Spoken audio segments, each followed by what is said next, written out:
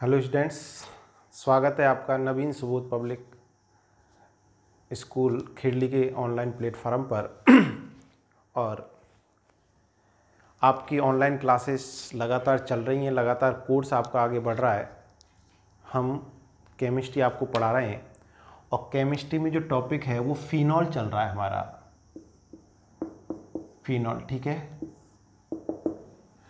तो इसमें मैं आपको, इससे पहले आपने एल्कोहल पढ़ा, एल्कोहल का वर्गीकरण, नामकरण, बनाने की विधि, रासायनिक गुण, भौतिक गुण वगैरह ये सब पढ़ चुके हैं।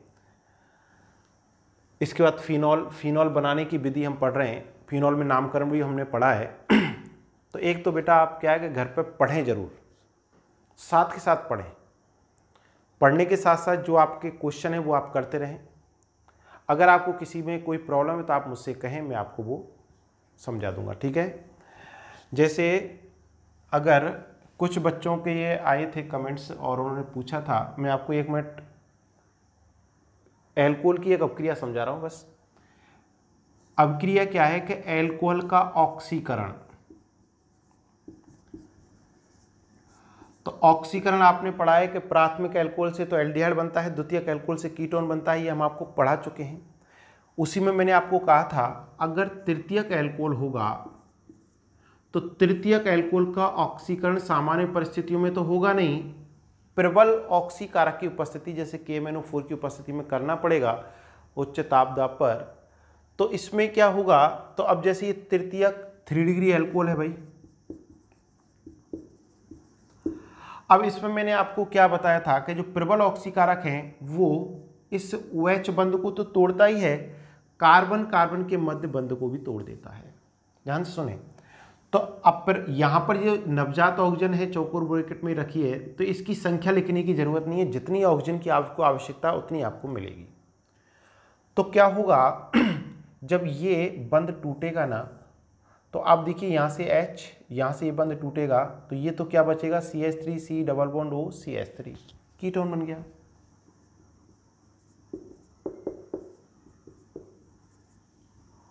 और ये जो CH भाई, एक तो CH3 और एक H, ये जो समूह है इसका भी क्या हो जाता है, ऑक्सीकरण हो जाता है। क्या हो जाता है, ऑक्सीकरण। और जब इसका ऑक्सीकरण होता है तो फॉर्मिक अम्ल बनता है। आपको बता दूं अलग से क्या बनता है, फॉर्मिक अम्ल।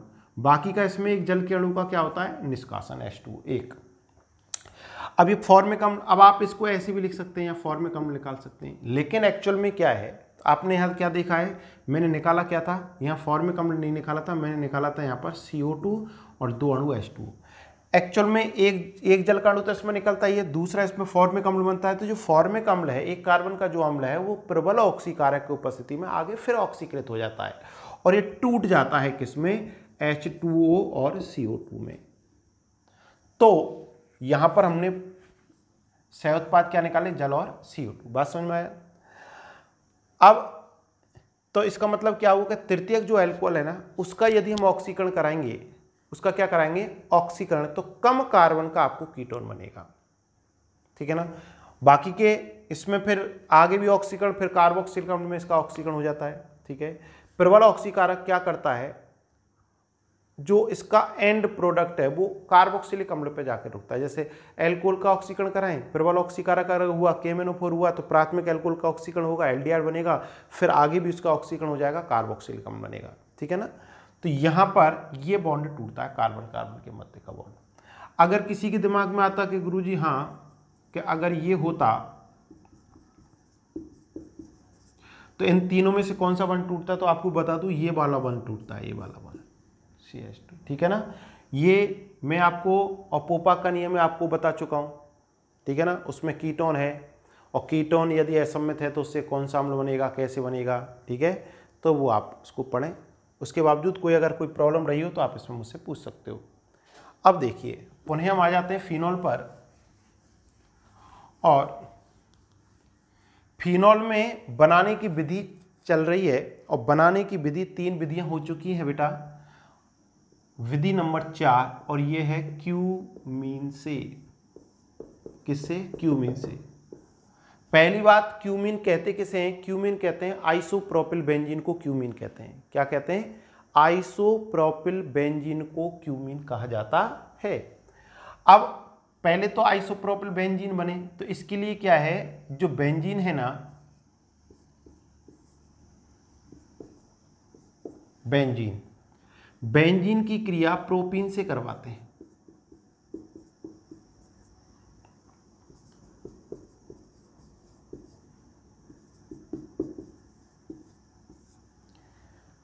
बेंजीन की क्रिया किससे करवाते हैं, प्रोपीन से। अब बेंजीन की क्रिया जब प्रोपीन से करवाते हैं ना, अब क्रिया निर्जल AlCl3 की उपस्थिति में संपन्न होती है, तो इसमें यह बनता है हमारा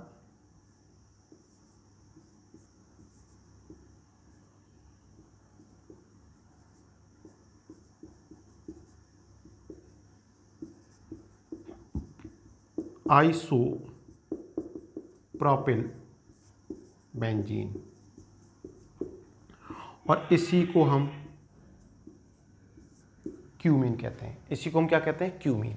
ठीक है, तो सबसे पहले तो हमको क्यूमीन बनानी है। क्यूमीन कैसे बनेगी, बेंजीन की क्रिया निर्जल AlCl3 की उपस्थिति में प्रोपीन से कराएंगे तो आइसोप्रोपिल बेंजीन बनेगा। इसी को हम क्या कहेंगे, क्यूमीन। और इस क्यूमीन का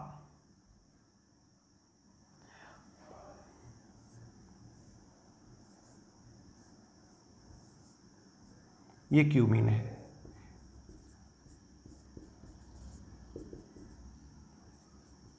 क्यूमीन। इसकी क्रिया या इसका धातु उत्प्रेरक की उपस्थिति में वायुमंडलीय ऑक्सीजन से इसकी क्रिया करवाते हैं या इसका ऑक्सीकरण करवाते हैं। तो देखिए ये CH बंध टूटेगा और ऑक्सीकरण होगा। ऑक्सीकरण कहते किसे हैं, ऑक्सीजन का जुड़ना या हाइड्रोजन का निकलना। तो ये इसको कहते हैं क्यूमीन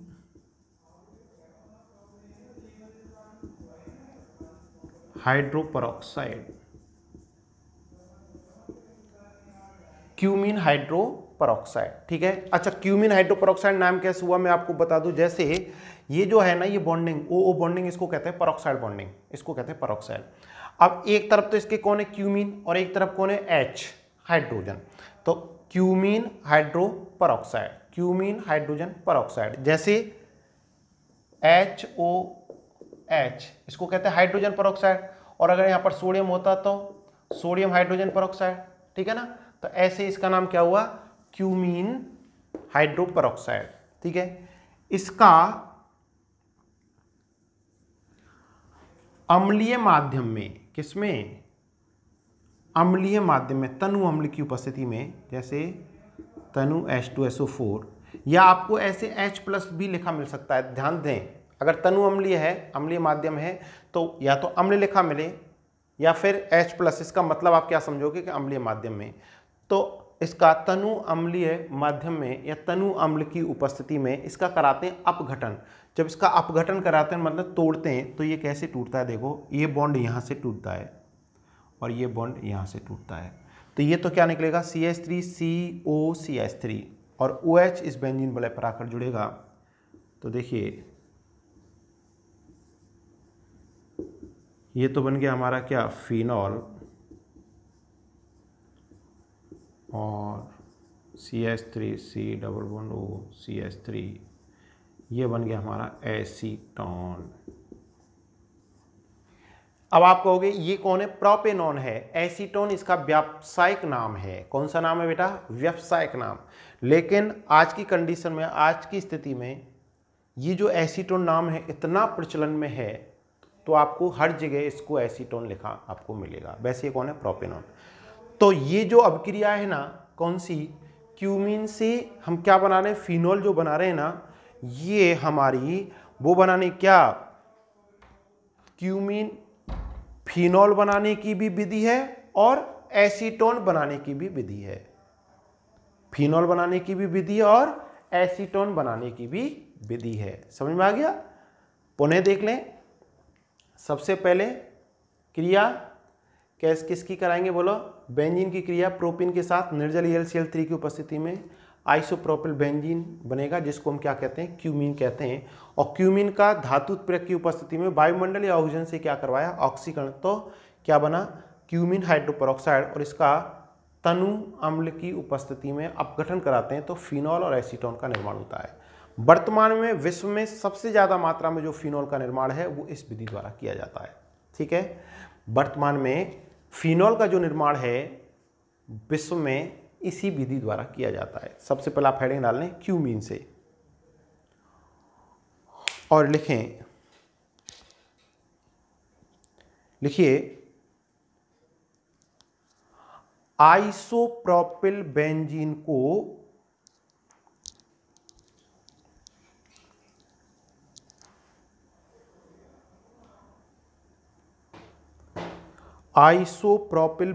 को क्यूमीन कहा जाता है। आइसोप्रोपिल बेंजीन को क्या कहा जाता है, क्यूमीन कहा जाता है।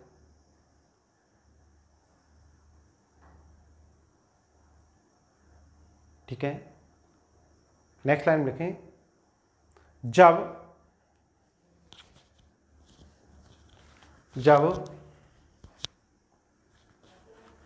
बेंजीन की क्रिया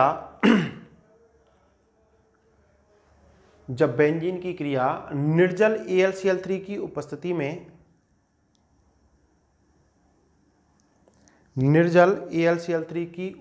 में प्रोपीन के साथ करवाई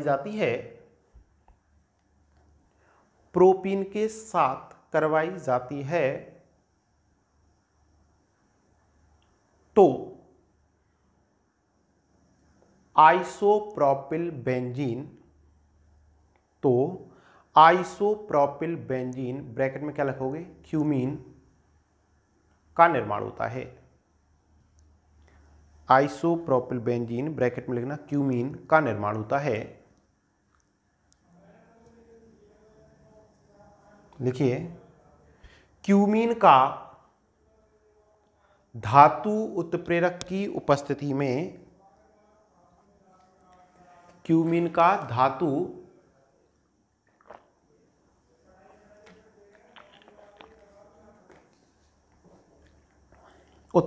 उपस्थिति में वायुमंडलीय ऑक्सीजन से ऑक्सीकरण कराने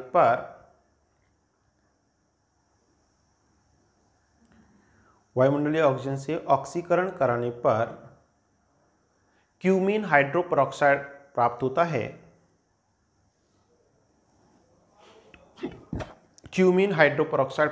है। जिसका तनु अम्ल की उपस्थिति में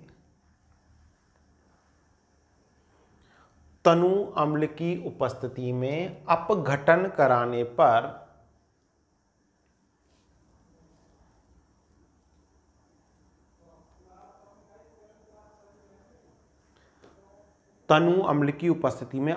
कराने पर फिनॉल तथा एसीटोन प्राप्त होता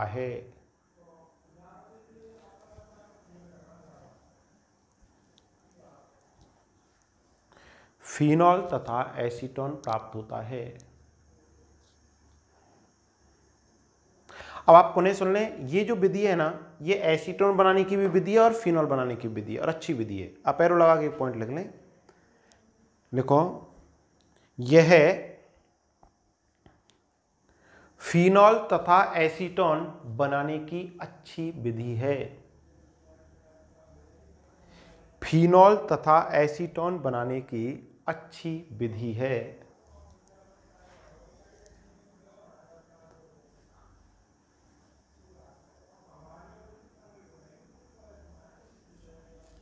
नेक्स्ट एरो लगा के पॉइंट लिखें,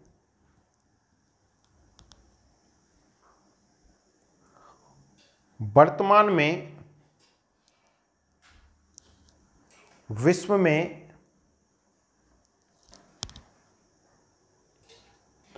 सर्वाधिक फिनॉल का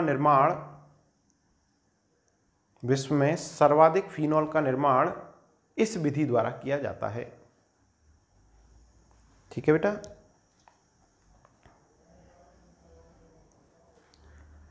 तो ये अब क्रिया आप इसको लिख लें। बनाने की आपकी 4 विधियां हो गई।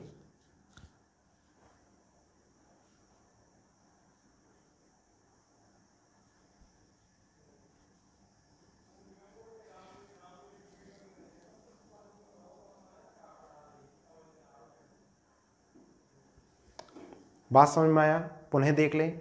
बेंजीन है, इसकी क्रिया किससे कराएंगे? देखो ये टूटेगा, यहाँ ये यूँ आएंगे माइनस, इस पर प्लस, यहाँ पर ये H प्लस, बेंजीन पर माइनस, क्या बनेगा? Isopropyl benzene. इसकी क्रिया वायुमंडलीय ऑक्सीजन से कराया, क्या बना? Cumene hydroperoxide. क्यूमीन हाइड्रोपेरोक्साइड कैसे, मैंने आपको बता दिया। जो ओ बॉन्डिंग है ना, इसको पेरोक्साइड बॉन्डिंग कहते हैं, ठीक है ना।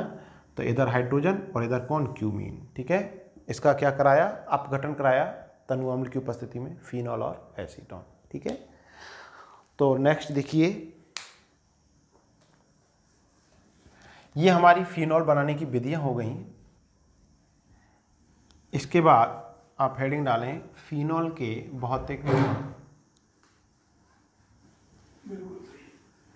फिनॉल के भौतिक गुण, फिनॉल के भौतिक गुण। देखिए, अब भौतिक गुण में आपको पता है, मैं आपको बता दूं, हमको कितने भी यौगिकों के भौतिक गुण पढ़ेंगे तो उसके विलेयता पढ़ेंगे, क्वथनांक पढ़ेंगे, द्रव है या कैसा है, रंगहीन है, स्वाद कैसा है, ठीक है ना, गंध कैसी है, ये इनके बारे में पढ़ा जाता है। तो सबसे पहले मैं आपको बता दूं, जो फिनॉल है वो रंगहीन कार्बनिक द्रव है, ठीक है ना। रंगहीन कार्बनिक द्रव है, रंगहीन, ध्यान रखना। लेकिन फिनॉल को जब हम वायु की उपस्थिति में खुला छोड़ते हैं ना, तो फिनॉल का ऑक्सीकरण हो जाता है, जिससे ये गुलाबी रंग के पैराबेंजोक्विनोन में परिवर्तित हो जाता है। तो अगर लेबोरेटरी में हम जब देखते हैं फिनॉल का रखा हुआ, तो वो उसके गुलाबी रंग के क्रिस्टल हमको प्राप्त होते हैं, ठीक है ना। दूसरी बात सुनो, फिनॉल में विशिष्ट गंध आती है, विशिष्ट गंध। आपको एक बात मैं बता दूं, रटने वाली बात नहीं है, फिनॉल एक एरोमेटिक हाइड्रोकार्बन यौगिक है, ठीक है ना।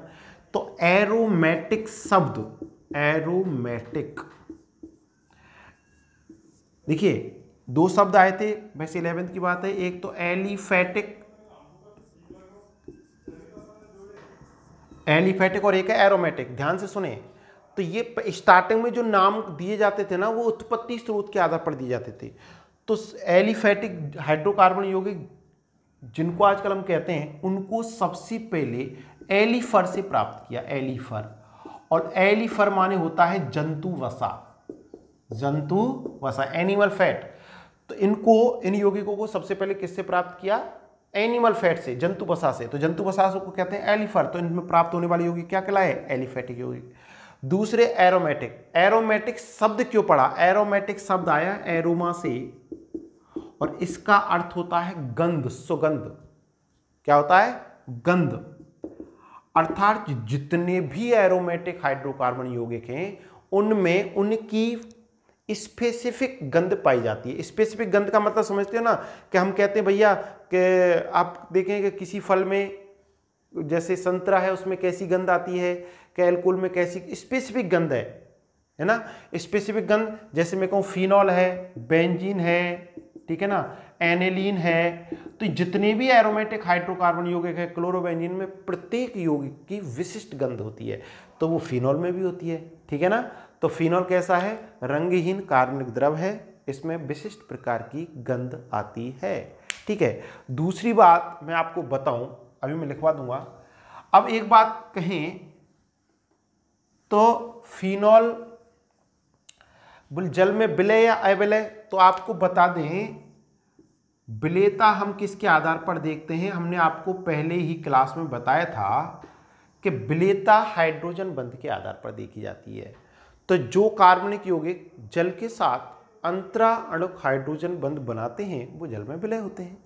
जिस प्रकार से अल्कोहल जल के साथ हाइड्रोजन बंध बनाता है, वैसे ही फिनॉल भी जल के साथ क्या बनाते हैं? हाइड्रोजन बंध। आप ध्यान से देखिए, आप दिमाग को ब्रॉड कीजिए, रटना नहीं है कि अल्कोहल में हाइड्रोजन बंध किसके कारण बन रहे थे? इस OH समूह के कारण बन रहे थे, क्योंकि ये जल के साथ बंध बना रहा है हाइड्रोजन बंध, इसी के कारण तो हाइड्रोजन बंध बन रहे थे। क्या एल्किल समूह के कारण बन रहे थे क्या? ना। तो यहाँ पे भी क्या है? ये एरिल समूह, बेंजीन भले OH समूह। तो OH समूह के कारण हाइड्रो जल के साथ क्या बनाएंगे, हाइड्रोजन बंध। कैसे बनेगा आपको पता, हाइड्रोजन बंध क्या है, जब एक हाइड्रोजन परमाणु अपने से अधिक दो विद्युत ऋणी परमाणुओं के मध्य में फंसती है तो एक के साथ तो सहसंयोग बंध और दूसरे के साथ एक दुर्बल आकर्षण बल से जुड़ी रहती है, और उस दुर्बल आकर्षण बल को हम क्या कहते हैं बोलो, हाइड्रोजन बंध कहते हैं। दो प्रकार के होते हैं, हम आपको बता चुके हैं। एक ही अणु के मध्य बने तो अंतःअणु, और दो अणुओं के मध्य बनता है तो उसको कहते हैं अंतराअणुक हाइड्रोजन बॉन्ड। आप देखिए ये फिनॉल बिल्कुल अल्कोहल की जैसे गुण हैं, ये तो बहुत सारे गुण इसमें बिल्कुल अल्कोहल जैसे आप पढ़ेंगे। ये फिनॉल, ये कौन है, ये जल, तो ये ऑक्सीजन, इसके साथ ये हाइड्रोजन तो सहसंयोग बंध से जुड़ी हुई है, इसके साथ ये हाइड्रोजन सहसंयोग बंध से, लेकिन इन दोनों के मध्य एक दुर्बल आकर्षण बंध होता है, उसको हम क्या कहते हैं, हाइड्रोजन बंध कहते हैं। और हम आपको बता चुके हैं कि हाइड्रोजन बंध बनता क्यों है, बनता कैसे है, 11वीं में पढ़ा है और 12वीं में मैंने आपको थोड़ा सा बताया था। तो अलग अलग अणुओं के मध्य है, अलग अलग अणु के मध्य, एक अणु फिनॉल है, फिर जल है, फिनॉल है, जल है, अलग अलग अणु। ये ऐसा भी हो सकता है जल के अणु के मध्य भी हाइड्रोजन बंध होता है, भाई एक से अधिक अणु है। तो ये क्या है, अंतराणुक H1, ठीक है ना। तो पहला पॉइंट आप लिख लें, फिनॉल, फिनॉल रंगहीन कार्बनिक द्रव है। फिनॉल रंगहीन, फिनॉल रंगहीन कार्बनिक द्रव है।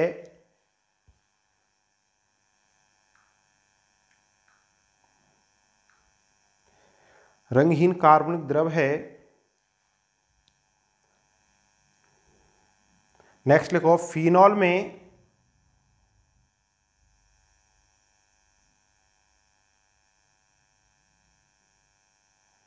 फिनॉल में विशिष्ट प्रकार की गंध आती है।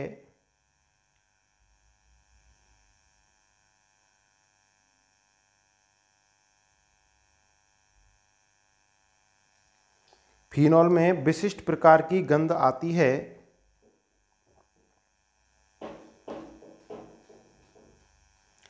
नेक्स्ट लिखो,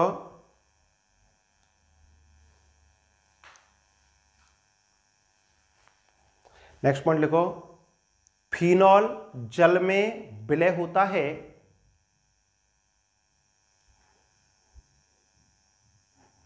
क्योंकि यह जल के साथ अंतराअणुक हाइड्रोजन बंध बनाता है। क्योंकि यह जल के साथ अंतराअणुक हाइड्रोजन बंध बनाता है।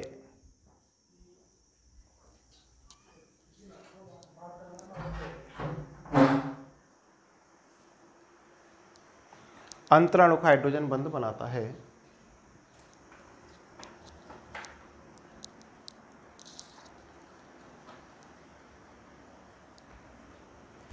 नेक्स्ट पॉइंट लिखिए, अच्छा ये लिखने के बाद आप ये लिख लें, पहले उतार लें, अंतराणुक हाइड्रोजन बंध।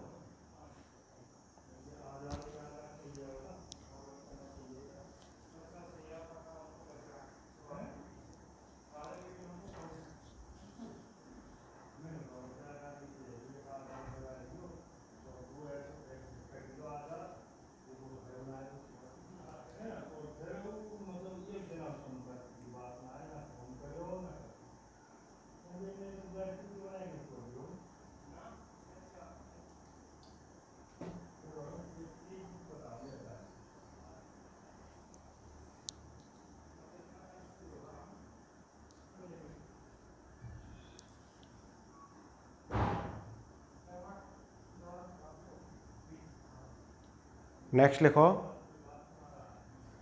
नेक्स्ट पॉइंट लिखिए, फिनॉल विषैली प्रकृति का होता है। फिनॉल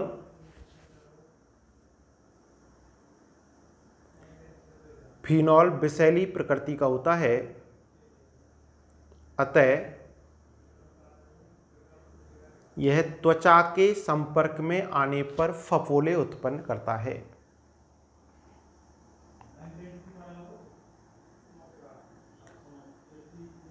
त्वचा के संपर्क में आने पर फफोले उत्पन्न करता है।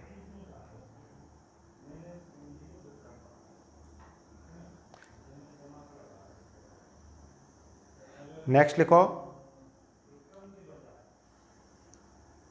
अब देखिए,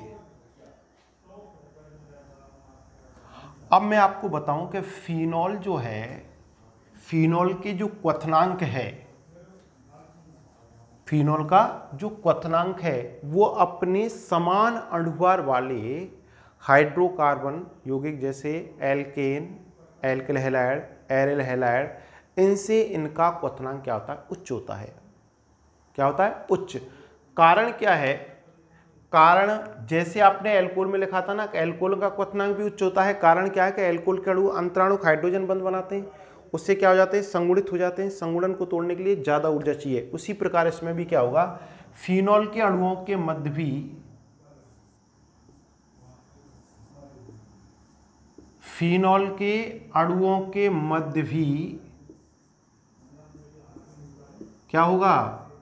हाइड्रोजन बंध होता है।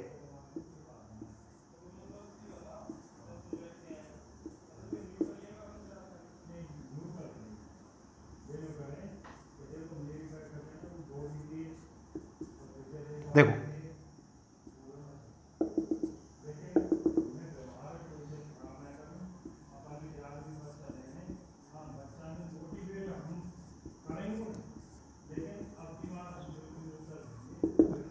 ठीक है ना? अब अंतराणुक हाइड्रोजन बंध है तो इस बंध को तोड़ने के लिए ऊर्जा चाहिए पहले तो, इसलिए इनका जो क्वथनांक है अपनी समान अणुभार वाले यौगिकों से क्या होता है? उच्च होता है। सेम देखिए, भौतिक गुण अगर आप ध्यान दे रहे हैं, एल्कोहल जल में विलय होता है क्योंकि जल के साथ हाइड्रोजन बंध बनाता है। एल्कोहल के क्वथनांक उच्च होते हैं, क्यों? क्योंकि एल्कोहलों के अणुओं के मध्य हाइड्रोजन बॉन्ड होता है। तो फिनॉल के क्वथनांक उच्च होते हैं, क्यों? क्योंकि फिनॉल के अणुओं के मध्य अंतराणुक हाइड्रोजन बंध होता है। तो आप नेक्स्ट पॉइंट लिखें, फिनॉल के क्वथनांक, फिनॉल के क्वथनांक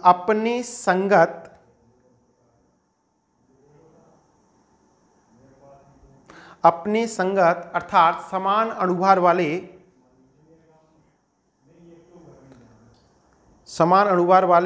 hydrocarbon comma haloalkane comma haloarene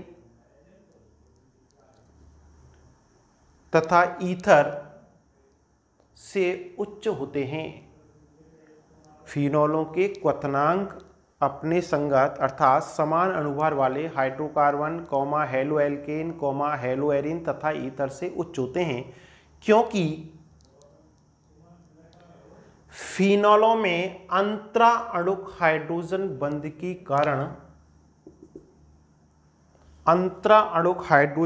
के कारण संगुणन पाया जाता है।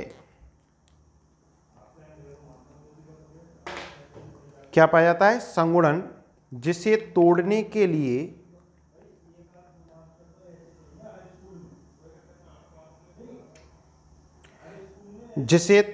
लिए अतिरिक्त ऊर्जा की आवश्यकता होती है।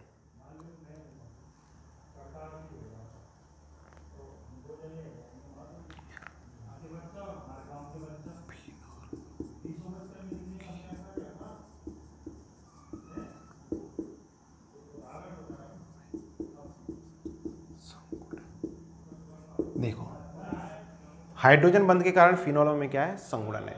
इसको तोड़ने के लिए ज्यादा ऊर्जा चाहिए। आप ये लिख लें।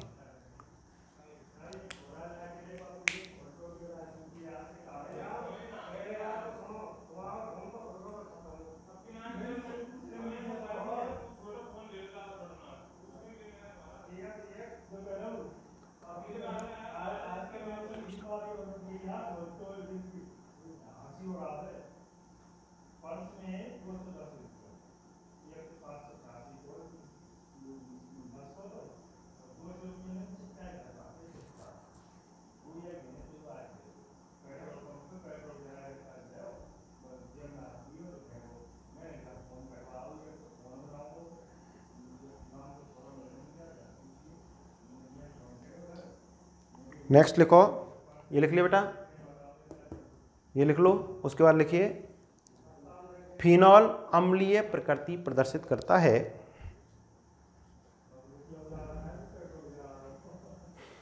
अम्लीय प्रकृति प्रदर्शित करता है।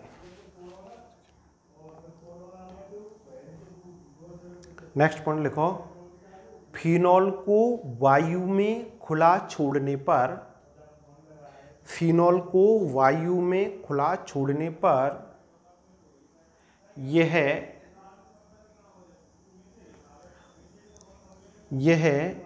वायुमंडलीय ऑक्सीजन से ऑक्सीकृत होकर गुलाबी रंग के पैराबेंजोक्विनोन में परिवर्तित हो जाता है। अब क्या होगा, अगर हम इसको फिनॉल को वायु खुला छोड़ेंगे ना, तो ये कैसा हो जाएगा, इसके गुलाबी क्रिस्टल प्राप्त होते हैं। गुलाबी रंग क्यों आता है, क्योंकि इसका ऑक्सीकरण हो जाता है, जिससे पैराबेंजोक्विनोन का निर्माण होता है। ये पैराबेंजोक्विनोन है आपका, ये वाला पैराबेंजोक्विनोन, इसका निर्माण होता है। ठीक है, देखिए इसके बाद नेक्स्ट पॉइंट लिखो, फिनॉल का उपयोग, फिनॉल का उपयोग पूतिरोधी तथा कीटाणुनाशक के रूप में किया जाता है।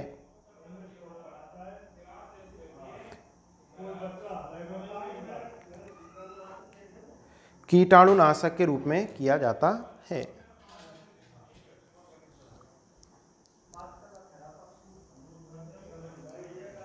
अब देखो,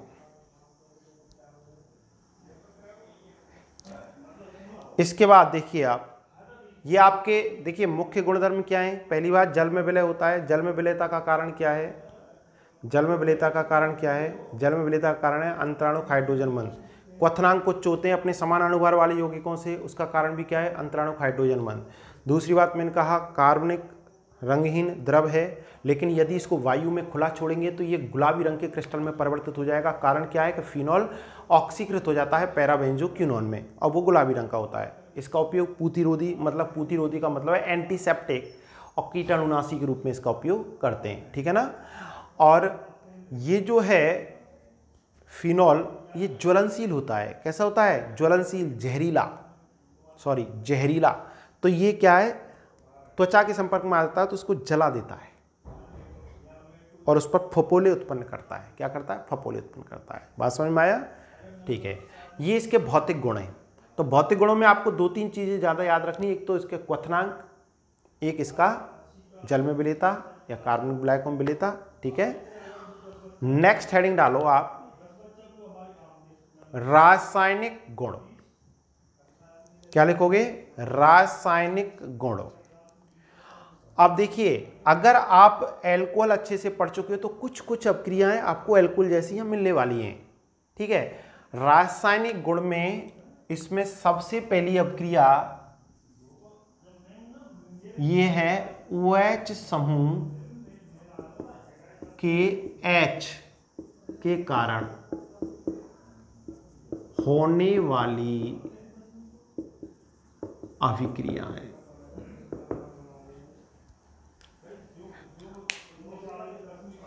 क्या होगा, OH समूह के H के कारण होने वाली अभिक्रियाएं।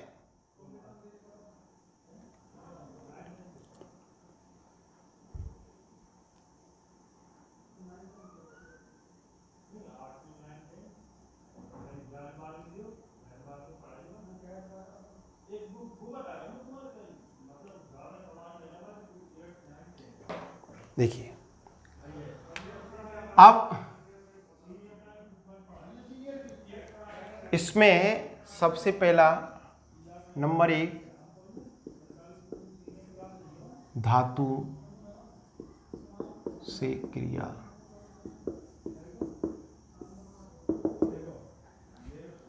अब धातुओं से क्रिया आपको पता है, एल्कोहलों में भी आपने अपक्रिया करवाई थी। मैं थोड़ा सा ध्यान दूं आपको, एल्कोहल की क्रिया आपने करवाई थी सक्रिय धातु, क्षारीय धातु जैसे सोडियम से करवाई, तो हाइड्रोजन गैस मुक्त होती भाई।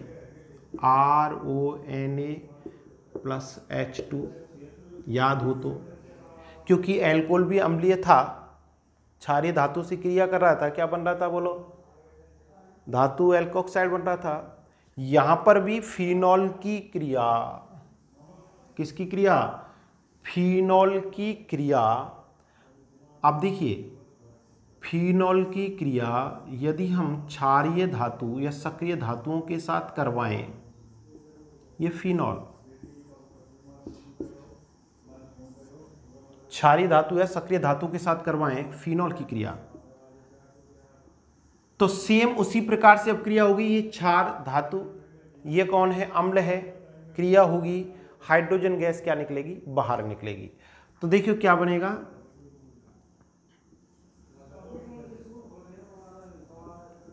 ONA+, ये बाहर निकलेगी क्या, हाइड्रोजन गैस। अब इसको हम क्या कहेंगे बोलो, देखिए ये जो है ना फिनॉल जब प्रोटॉन त्याग देता है तो ये जो बनता है इसको कहते हैं फिनॉक्साइड आयन। क्या कहते हैं इसको, फिनॉक्साइड आयन। ध्यान सुने, अब इससे यहां कौन जुड़ी, धातु, तो धातु फिनॉक्साइड कहेंगे। अब ये स्पेशल सोडियम है तो इसको क्या कह देंगे, सोडियम फिनॉक्साइड।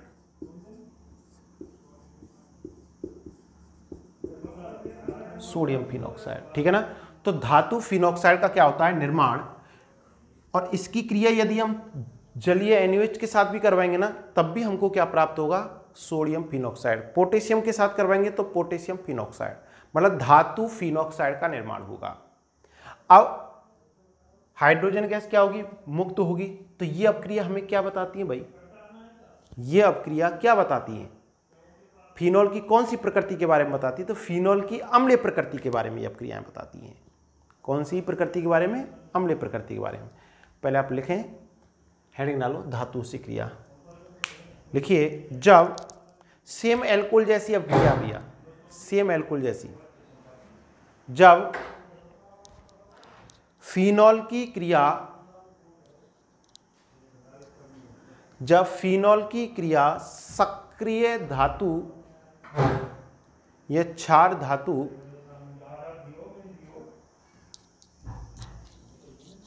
सक्रिय धातु या क्षार धातु जैसे सोडियम, पोटेशियम, सोडियम पोटेशियम के साथ करवाई जाती है तो, के साथ करवाई जाती है तो धातु फिनॉक्साइड का निर्माण होता है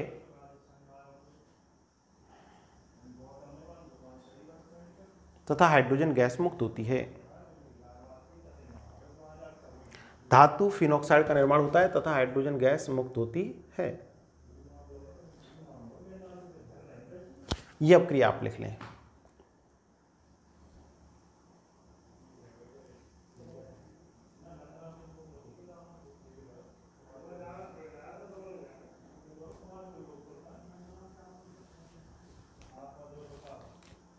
अब आप जैसे पोटेशियम से कराओगे तो भी ऐसी अपक्रिया होगी, एल्युमिनियम से कराएंगे तब भी ऐसी होगी, ठीक है ना। उसमें क्या आएगा, 3 अणु इसके लेने पड़ेंगे। कैल्शियम से कराएंगे तो इसके 2 अणु, ऐसे, ठीक है ना।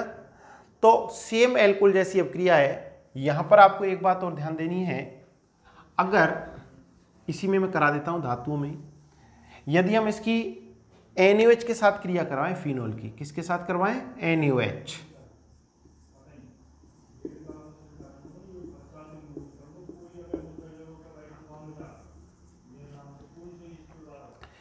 NaOH के साथ जब क्रिया करेंगे, देखो ये H, इसका OH, H2O,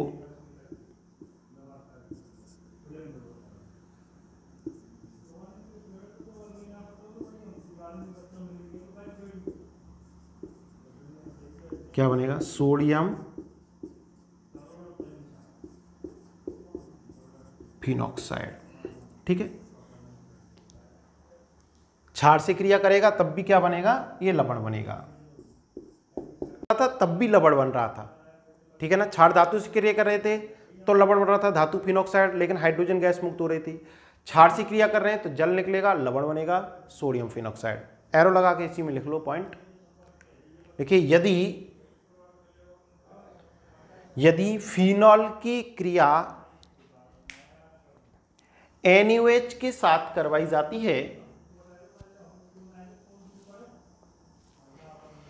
NaOH के साथ करवाई जाती है तो सोडियम फिनॉक्साइड का निर्माण होता है। सोडियम फिनॉक्साइड का निर्माण होता है।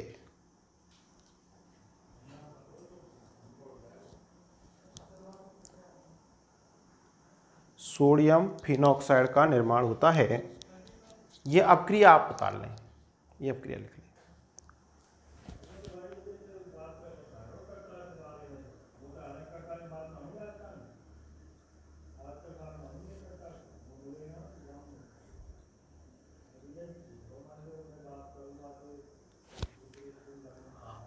अब देखिए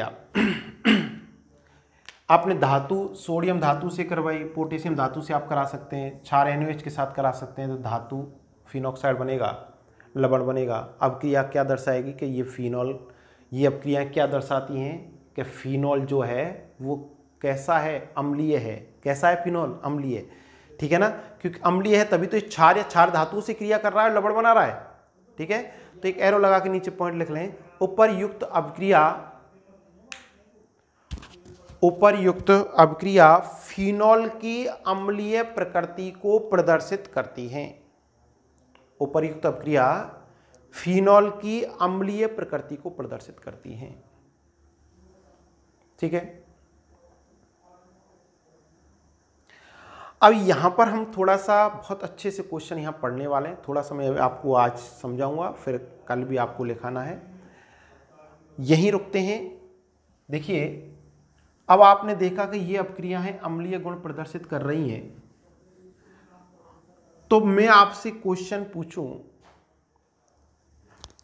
क्वेश्चन कई प्रकार से आ सकते हैं, मैं आपको लिखा दूंगा कि पहला कि भाई फिनॉल अम्लीय गुण प्रदर्शित करता है, क्यों। दूसरा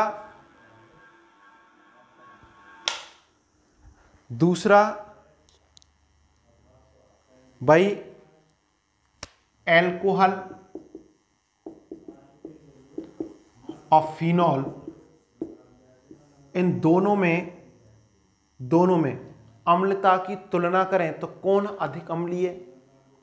तीसरा ये भी कह सकते हैं कि फिनॉल एल्कोहल से प्रबल अम्लीय होता है, क्यों, ठीक है ना। तो ये सारे क्वेश्चनों के जो आंसर हैं वो अब हमारी इस क्लास में आज थोड़ा समझाएंगे, बाकी का कल की क्लास में आपको मिलने वाला है।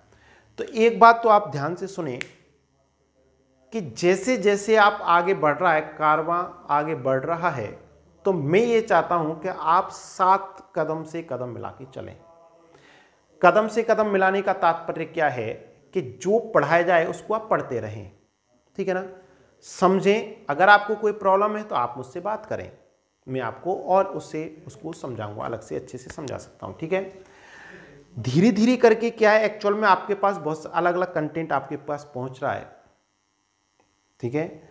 मैंने आपको ऑर्गेनिक केमिस्ट्री स्टार्ट की है, तो ऑर्गेनिक केमिस्ट्री में भाई प्रत्येक रिएक्शन में, भौतिक गुण में, रासायनिक गुण में जहाँ भी चलेंगे आपको अलग अलग कुछ नियम हैं, कुछ प्रभाव हैं, ये सारे काम आते जाते हैं।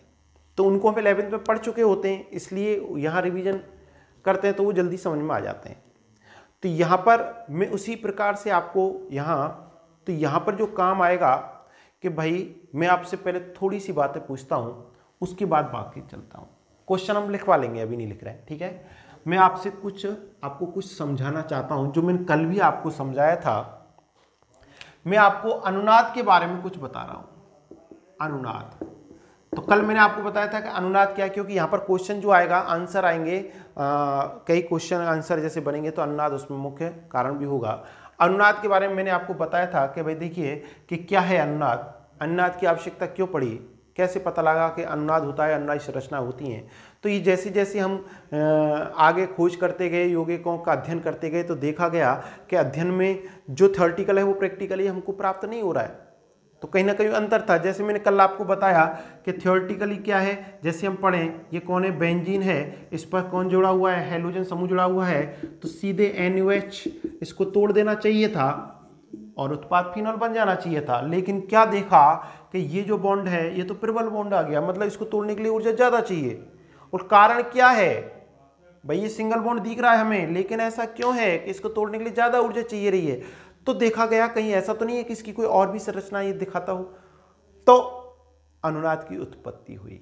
तो अनुनाद की उत्पत्ति जब हुई, जब पहचाने जाने लगा, तो इनके बारे में पढ़ा जाने लगा।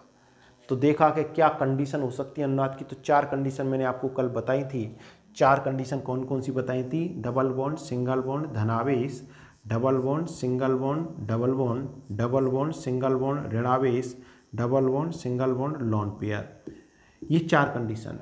यदि ये कंडीशन है, इसका मतलब पता है क्या है? आप कहने का तात्पर्य है, ऐसे नहीं कि रख दिया, मतलब कहीं भी कोई भी हाइड्रोकार्बन श्रृंखला है उसमें डबल बॉन्ड हो, उसके बाद सिंगल बॉन्ड हो, ऋणावेश हो, मतलब ये एक दूसरे के एकांतर क्रम में हो। एकांतर का मतलब एक छोड़ के एक, या double bond, single bond, lone pair ऐसे एकांतर क्रम में हो, या डबल बॉन्ड, सिंगल बॉन्ड, धनावेश, या double bond, single bond, double bond, ये एकांतर क्रम में हो, तो वहां अनुनाद होता है। वहां क्या होता है? अनुनाद।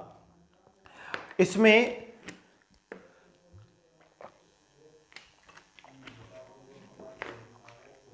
पूरा थ्योरेटिकल मैटर पे हम ना जाके डायरेक्ट हम आए, तो मैं आपको बता दूं अनुनाद 2 प्रकार का, एक तो धनात्मक अनुनाद प्रभाव और एक होता है ऋणात्मक अनुनाद प्रभाव। तो धनात्मक अनुनाद प्रभाव में तो क्या है कि जो हाइड्रोकार्बन श्रृंखला है उस पर इलेक्ट्रॉन घनत्व बढ़ता है, ध्यान रखने वाली बात है। या कहें कि जो प्रतिस्थापी समूह है उस प्रतिस्थापी समूह से इलेक्ट्रॉनों का प्रवाह हाइड्रोकार्बन श्रृंखला की ओर होता है। मैं आपको जैसे एग्जांपल दूं कि जैसे यहां पर फिनॉल है,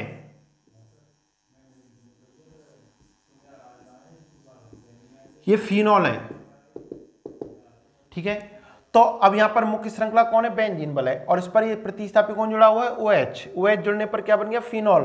तो अगर इलेक्ट्रॉनों का प्रवाह इस OH समूह से किधर हो? बेंजीन बल की तरफ हो, अर्थात इलेक्ट्रॉनों का प्रवाह प्रतिस्थापी से हाइड्रोकार्बन श्रृंखला की तरफ हो, तो उसको कहते हैं धनात्मक अनुनाद प्रभाव, पॉजिटिव मीजोमेरिक इफेक्ट। और यदि जैसे मैं आपसे कहें, हम पढ़ेंगे धीरे धीरे करके सारे के सारे एग्जाम्पल भी हम पढ़ते चलेंगे। जैसे बेंजोइक अम्ल, अब ये प्रतिस्थापी समूह जुड़ा हुआ है कि इलेक्ट्रॉनों का प्रवाह हाइड्रोकार्बन श्रृंखला से प्रतिस्थापी की ओर हो, अर्थात हाइड्रोकार्बन श्रृंखला पर इलेक्ट्रॉन घनत्व की कमी होती हो, तो उस अनुनाद को हम कहते हैं नेगेटिव मीजोमेरिक इफेक्ट, ऋणात्मक अनुनाद प्रभाव। और अगर हाइड्रोकार्बन श्रृंखला पर इलेक्ट्रॉन घनत्व बढ़ता है तो उसको हम कहते हैं धनात्मक अनुनाद प्रभाव। क्या कहते हैं उसको? धनात्मक अनुनाद प्रभाव कहते हैं। बात समझ में आई? अब इसकी कुछ कंडीशन है कि भाई ये होना चाहिए, एक ही तल में उपस्थित होना चाहिए, समतलीय संरचना होनी चाहिए, सब आप 11th में इसमें थ्योरेटिकल देख चुके हो।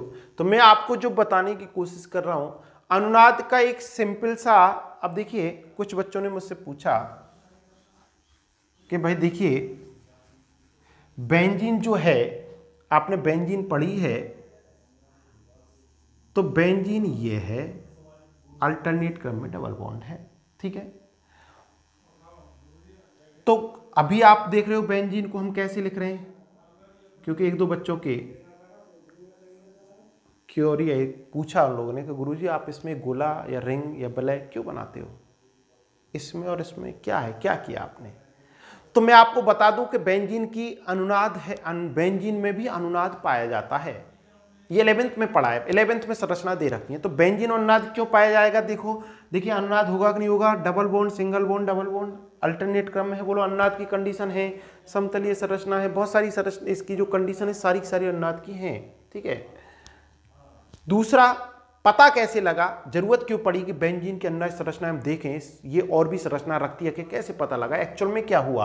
आप ध्यान से देखें कि बेंजीन में एक सिंगल बॉन्ड है कार्बन कार्बन के मध्य, यहाँ पर डबल बॉन्ड है कार्बन कार्बन के मध्य, फिर सिंगल बॉन्ड है, डबल बॉन्ड है, तो टोटल कितने बॉन्ड हो गए कार्बन कार्बन के मध्य, 6 बॉन्ड हो गए, 1 2 3 4 5 6, और 6 में से 3 तो सिंगल बॉन्ड और 3 डबल बॉन्ड। तो आपको पता है कि बंधों की संख्या बढ़ने पर बंध सामर्थ्य बढ़ती है, तो उसको तोड़ने के लिए ज्यादा ऊर्जा चाहिए। तो बहुत सारे रासायनिक गुणधर्म जब इसके पढ़े गए, बहुत सारे गुणधर्म पढ़े गए, तो क्या देखा कि इसमें जो 6 जो बॉन्ड है ना ये कार्बन कार्बन के मध्य, इन सभी बंधों की जो गुणधर्म थे वो सब समान थे कि भाई इनको तोड़ने के लिए कितनी ऊर्जा चाहिए, तो इसको तोड़ने के लिए जितनी ऊर्जा चाहिए उतना ही इसको चाहिए। अर्थात ये 6 बंध कैसे थे, समान थे। और गुणधर्म में जब देखा गया तो क्या देखा गया कि इनके गुणधर्म, जैसे ऊर्जा की बात करें कि तोड़ने के लिए ऊर्जा सिंगल बॉन्ड को तोड़ने के लिए जितनी चाहिए ना, उससे तो इनको तोड़ने के लिए थोड़ी ज्यादा चाहिए थी, और डबल बॉन्ड को तोड़ने के लिए जितनी ऊर्जा चाहिए उससे थोड़ी सी कम चाहिए थी। तो कंफ्यूज हुआ कि क्या है ये, क्यों हो रहा है ऐसा। तब देखा गया कि भाई देखिए कैकुले ने इसकी संरचनाएं दी, तो क्या हुआ इसमें अनुनाद पाया जाता है। ये खोजबीन, ये सारा 11th में इसकी थ्योरी के बारे में पढ़ा है। तो अनुनाद में देखो क्या कि यहाँ पर ये पाइबंध के इलेक्ट्रॉन है, देखो ये बंध के इलेक्ट्रॉन यहाँ चले जाते हैं। अनुनाद में क्या होगा, यहाँ इस कार्बन के मध्य क्या आ जाता है, डबल बॉन्ड, तो ये इस बंध के इलेक्ट्रॉन कहाँ चले जाते हैं, यहाँ, तो इस कार्बन के मध्य क्या आ जाता है, डबल बॉन्ड, तो इस बंध के इलेक्ट्रॉन चले जाते हैं कहाँ, तो देखो संरचना कुछ ऐसी बनती है। ये सारी 11th की बातें हैं, ध्यान से सुने आप, संरचना ऐसी बनती है। अब आप देखिए अब क्या हुआ, ये डबल बॉन्ड, ये सिंगल बॉन्ड, ध्यान से सुने। अब ये एक दूसरे में ऐसे परिवर्तित होता रहता है, अनुनादी संरचना यही तो है, लगातार एक दूसरे में परिवर्तित होती रहती है। अब एक संरचना होती है, जितनी भी अनुनादी संरचनाएं हैं 2 4 5 6, उन सभी अनुनादी संरचनाओं को ये चिन्ह लगाते हैं। देखिए छोटी छोटी बातें हैं, मैं अगर नहीं बताऊं तो अब आपके दिमाग में आएगा पता नहीं क्या है, फिर पूछते हैं किससे पूछते हैं, कहीं मिलने वाली नहीं है। पर बता दूं ये समतुल्य का चिन्ह है, मतलब ये जितनी संरचनाएं, यहाँ तो 2 हैं, 4 हो 5 हो, उनको अगर हम एक ही संरचना द्वारा प्रदर्शित करें, अनुनादी संरचनाओं को, ये बेंजीन की अनुनादी संरचना है, बेंजीन की अनुनादी संरचना है, ठीक है। और इन दोनों संरचनाओं को यदि मैं एक ही संरचना द्वारा प्रदर्शित करूं तो मैं कह सकता हूं, क्या कह सकता हूं, आप भी कह सकते हैं। तो देखिए क्या कह सकते हैं कि कभी डबल बॉन्ड इनके मध्य है, कभी डबल बॉन्ड इनके मध्य है, मतलब डबल बॉन्ड जो है वो पूरी वलय में क्या हो रहे हैं, घूम रहे हैं। तो कभी डबल बॉन्ड यहां, कभी डबल बॉन्ड यहां, तो हम कह सकते हैं कि इन सभी बॉन्डों में आंशिक द्विबंध के गुण आ जाते हैं, ठीक है ना। और इन दोनों संरचनाओं को हम एक ही संरचना द्वारा कैसे प्रदर्शित कर सकते हैं, देखो ऐसे ऐसे ऐसे, मतलब द्विबंध जो है घूम रहा है। तो अगर किसी यौगिक के समस्त अनुनादी संरचनाओं को एक ही संरचना द्वारा प्रदर्शित किया जाए तो उस संरचना को कहते हैं हम अनुनाद संकर। तो ये अनुनाद संकर है।